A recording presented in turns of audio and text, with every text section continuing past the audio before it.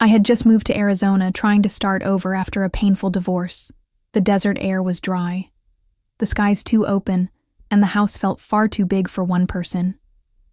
I didn't mind the silence until it began echoing back at me. A friend recommended someone to help around the property. He's young but mature. They said, that's how Liam came into my life. He was 17, sharp, quiet, polite. Not the kind of teenager who sulks or scrolls endlessly. He greeted me with a respectful nod and got to work like he had something. To prove cleaning, sorting the backyard, fixing little things I hadn't noticed were broken. I watched from the kitchen window, coffee in hand, wondering why someone his age was working like a man twice. His years, it didn't take long for us to start talking. Small things, at first weather music, then deeper conversations. One night, after I made too much pasta, I invited him to stay for dinner. He hesitated, then accepted with a shrug. That night he told me his mom left. When he was 10, his dad was around, but never really present. I listened more. Then I spoke his story. Mirrored mine, in strange ways. Abandonment wears the same face on different people. Days passed. Then weeks he became part of the rhythm of my home. I didn't realize how much I'd come to look forward. To his knock on the door each morning, he brought a calmness I hadn't known I was missing. Not joy, not excitement, just a quiet presence that made the place feel less empty. One afternoon, after finishing up in the garage, he leaned against the doorframe and said, "Are you really happy here?" Just like that. No context, no smile, just direct question that hit harder than I expected. I didn't answer. I couldn't, because I didn't know that question followed me the whole night. It made me see things differently. The empty rooms, the untouched books, the way I kept the lights on longer than I needed. I told myself not to get too close. He was a kid after all, but Liam didn't act like one. He cleaned up after himself. He spoke, like someone who'd seen too much too soon, and the way he looked at me, quiet, observant. It was like he could see through the walls I'd spent years building. I started leaving little things out for him, snacks, tools, books I thought might. Like he always noticed, I never meant to let someone in. Again, not like this, not so soon, but Liam wasn't asking for anything. He was just there, and maybe that's why it felt safe until that one evening when he asked me something I never saw coming. It started on a quiet evening, just as the sun dipped below the edge of the desert. Liam had stayed late, helping sort some old boxes I'd ignored. For years I offered him dinner again. Nothing special, just leftovers he accepted like always with that silent nod of his. We ate in the kitchen. No music, just the ticking clock, and then, out of nowhere, he said it. "I want to stay. Here, not just work here. I mean live here like family." I froze, fork halfway to my myth. It wasn't just the words, it was the way he said them. Like he practiced it 100 times in his head. And finally, let them out. At first, I didn't know if I heard him right when I asked him to repeat it. He didn't hesitate. "I want you to adopt me," he said quietly. "Or at least let me stay for good. I don't belong anywhere else." The weight of it hit hard. It wasn't romantic, not inappropriate, just desperate, a cry for stability from someone who'd never had. My mind scrambled to process what he was really asking. Was this about safety, love, escape? I looked at Liam, this teenager who kept his pain behind sharp eyes and quick movements. His hands were clenched on the table. His voice didn't shake, but I could feel the fear behind it. He wasn't testing me. He was putting his whole heart on the table, and what shook me more was my first instinct. I wanted to say yes, but I didn't. I told him I needed time, that something like this couldn't be decided over one dinner conversation. He didn't get upset. He just nodded, same as always, like he expected, hesitation. But his shoulders dropped. He'd taken a risk, and I knew I'd pierced something that couldn't be unpierced. That night I couldn't sleep, I thought. About what it would mean, about my own walls, about how close I'd let him get. Without even noticing, I wasn't looking to replace anyone. I wasn't looking to be anyone's savior. But the truth was Liam had become more than a helping hand. He was a quiet presence in my life that had started filling in the cracks I didn't want to admit were there. I called a therapist. I'd stopped seeing months ago. I told her everything she didn't judge, just asked, "Are you sure you're seeing him for who he is, not for what you're missing?" That hit deep when I saw Liam.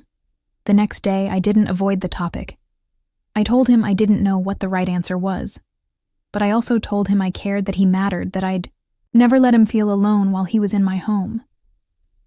His eyes didn't light up, but they softened, and I knew then we had crossed a line. We weren't just worker and employer anymore. We were something else entirely. Something fragile. Something real. Things started changing after that night, not immediately but slowly. Like a door creaking shut 1 inch at a time, Liam stopped talking as much. The silence between us wasn't the peaceful kind anymore. It felt loaded, tense. He still showed up, still did what I asked, but there was a distance now, like he was holding something back. Or worse, hiding something. At first, I brushed it off. Maybe I'd pushed him away with my hesitation. Maybe he felt rejected. It tried to keep things normal, kept our routine going, thinking it would pass. But then I started noticing things. My wallet had a few bills missing, tools weren't where I left them. One afternoon, I walked past the guest room and saw him snap his phone shut the second I came close. Something wasn't right. Then came the night everything broke. I got home early and found Liam in the garage with 3 older teens I'd never seen before.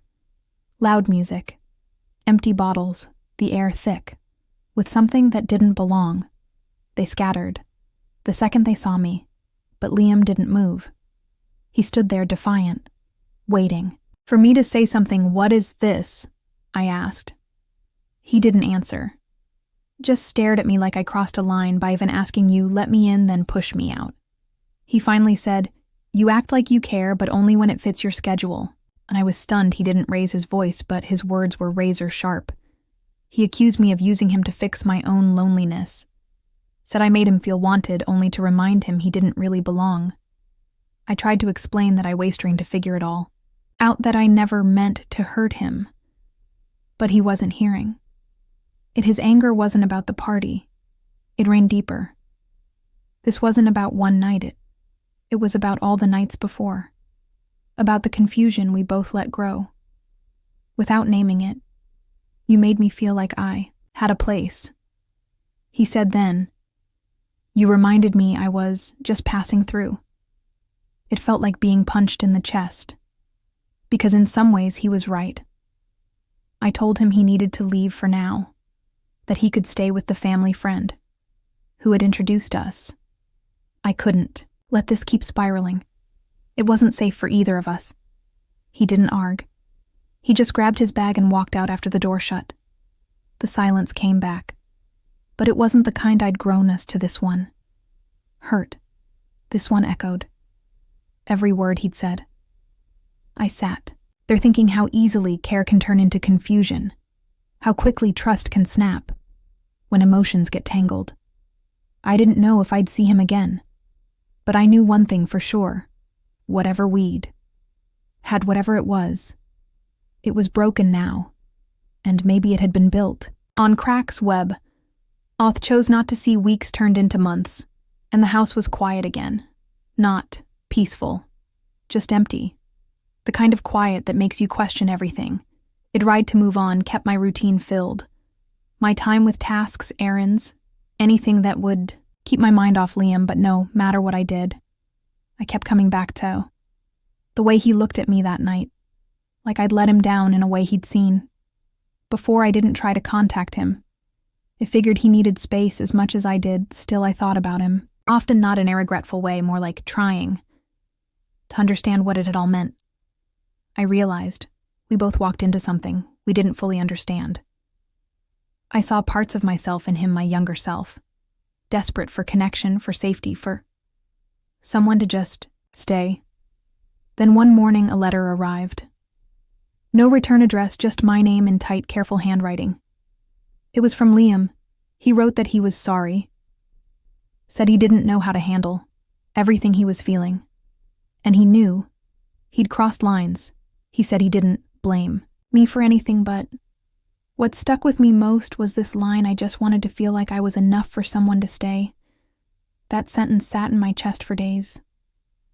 I read it over and over, letting it break me in the quietest way I wrote. Back told him he had always been enough, but that I wasn't the person to give him what he needed, not then, not in the way he deserved. I told him I forgave him, and I hoped he forgave me too. He didn't write back, but a few weeks later I heard, through our mutual connection, that he'd started classes at a local community college. He had a part-time job at a bookstore and was doing okay. That was enough for me. It meant he was trying it. Meant he hadn't let the past hold him down. I started therapy again. Committed. This time I unpacked all the pieces I kept boxed up: my guilt, my loneliness, barrels I tried to fill without understanding what I was offering or what I was taking, and somewhere along the way, I began to feel lighter. Not healed, not whole, but more honest with myself eventually. I met someone new. Not a whirlwind romance. Not some dramatic rescue from solitude. Just someone kind, steady. Someone who asked questions and actually waited for the answers. It was slow, and it was real. I still think about Liam, not with sadness, but with clarity. We were two broken people who found each other in the wrong way at the wrong time, hoping to fix wounds too deep to name. I don't know what he remembers about me, but I remember that moment when I realized loving someone isn't always enough sometimes. The kindest thing you can do is let go before you damage what's left.